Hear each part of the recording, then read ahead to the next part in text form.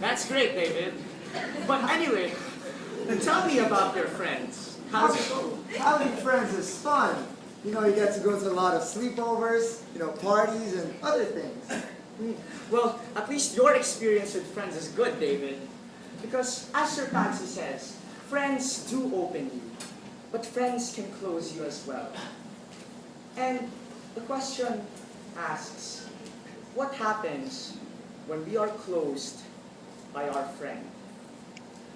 To explain this, ladies and gentlemen, please put your hands together for Elijah Silverio.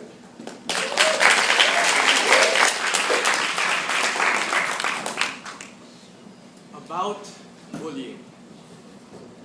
Last Friday evening, the Sibolistas and I were required to sing at the last evening mass of Mr. Benji Slavosa's eldest brother, Ramon.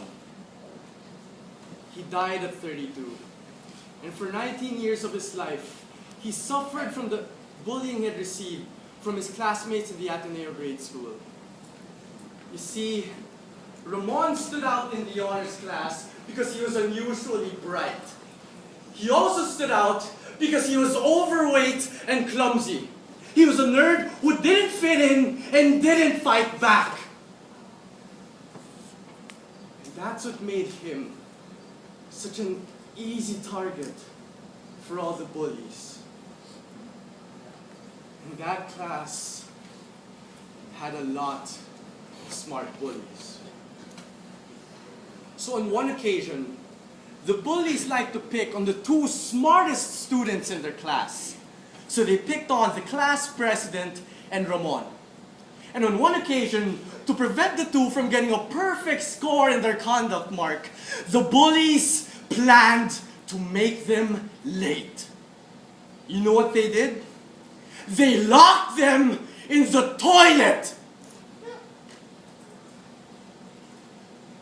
You see, the other one, the class president, he managed to survive them all. He finished at the top of his batch in grade school, high school, and even college. But Ramon, on the other hand, he was broken for life. He did not go back to school. He did not own a steady job. And the psychological wounds of all this bullying never healed. It was only in the loving confines of his family did he ever feel safe from all the teasing, the jeering, the bruising, and at the height of the cruelty of all his young tormentors, the cruelest of them all, spat in his food!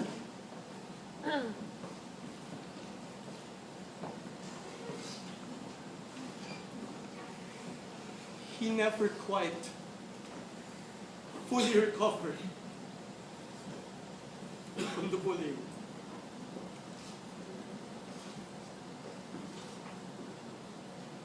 Luckily for Ramon, the neighborhood park was just a few steps away from his house. So on good days, he would walk for hours, just watching nature, playing in the playground. But on bad days, all he could hear was the teasing, the jeering, and the bruising over and over and over and over again. And this happened for the next 19 years of his life.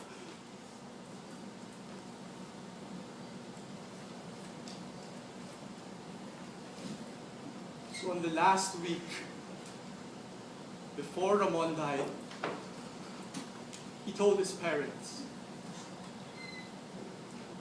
"I forgive them all." And on the last evening mass of his wake, the Sibolistas and I sang, "Father, I adore you. I lay my life down for you." And never has that line ever meant this much.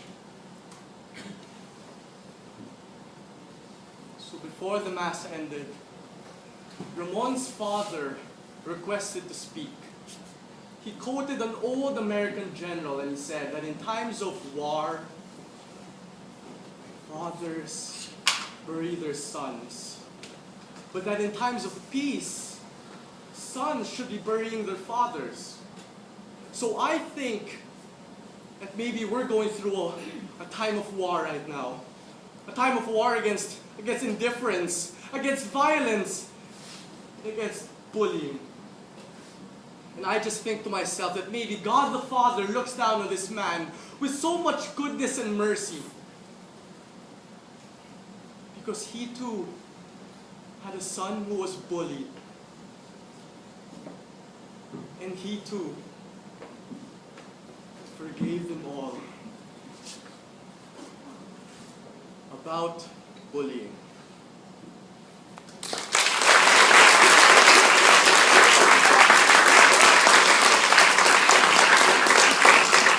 Wow, Elijah, that was really a heartfelt speech. You know, in summer is really fun. It's full of parties, sleepovers,